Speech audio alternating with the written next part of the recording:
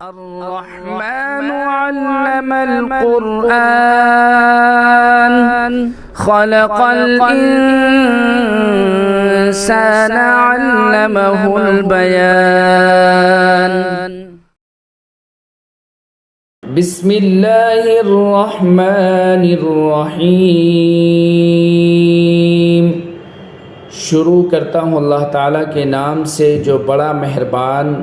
نہایت رحم کرنے والا ہے۔ وَلَمَّا جَاءَهُمْ كِتَابٌ مِّنْ عِندِ اللَّهِ مُصَدِّقٌ لِّمَا مَعَهُمْ وَكَانُوا مِن قَبْلُ يَسْتَفْتِحُونَ عَلَى الَّذِينَ كَفَرُوا فَلَمَّا جَاءَهُم مَّا عَرَفُوا كَفَرُوا بِهِ فَلَعْنَةُ اللَّهِ عَلَى الْكَافِرِينَ۔ اور جب ان کے پاس اللہ کی طرف سے وہ کتاب آئی یعنی قرآن، جو اس تورات کی تصدیق بھی کرتی ہے جو پہلے سے ان کے پاس ہے، جو ان کا طرز عمل دیکھو، باوجود کہ یہ خود شروع میں کافروں یعنی بت پرستوں کے خلاف اس کتاب کے حوالے سے اللہ سے فتح کی دعائیں مانگا کرتے تھے، مگر جب وہ چیز ان کے پاس آ گئی جسے انہوں نے پہچان بھی لیا تو اس کا انکار کر بیٹھے، پس پھٹکار ہے اللہ کی ایسے کافروں پر۔ بئس ما اشتروا به أنفسهم أن يكفروا بما أنزل الله بغيا أن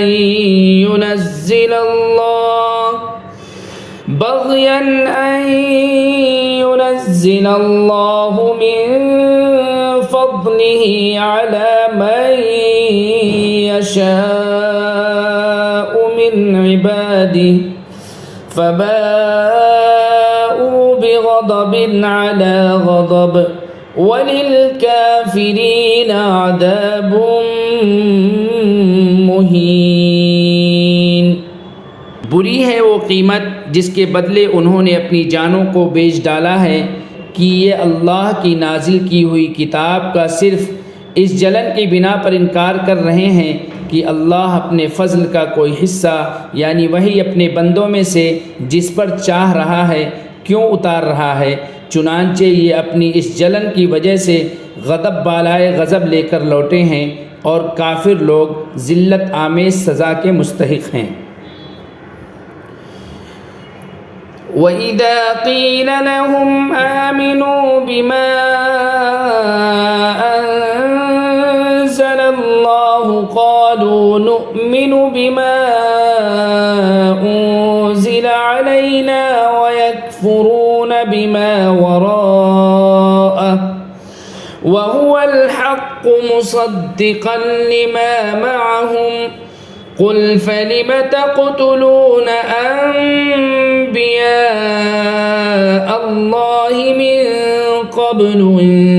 كُنتُم مُؤْمِنِينَ۔ اور جب ان سے کہا جاتا ہے کہ اللہ نے جو کلام اتارا ہے اس پر ایمان لے آؤ تو وہ کہتے ہیں کہ ہم تو صرف اسی کلام پر ایمان رکھیں گے جو ہم پر نازل کیا گیا یعنی تورات، اور وہ اس کے سوا دوسری آسمانی کتابوں کا انکار کرتے ہیں حالانکہ وہ بھی حق ہے، اور جو کتاب ان کے پاس ہے وہ اس کی تصدیق بھی کرتی ہے۔ اے پیغمبر، تم ان سے کہو کہ اگر تم واقعی تورات پر ایمان رکھتے تھے تو اللہ کے نبیوں کو پہلے زمانے میں کیوں قتل کرتے رہے؟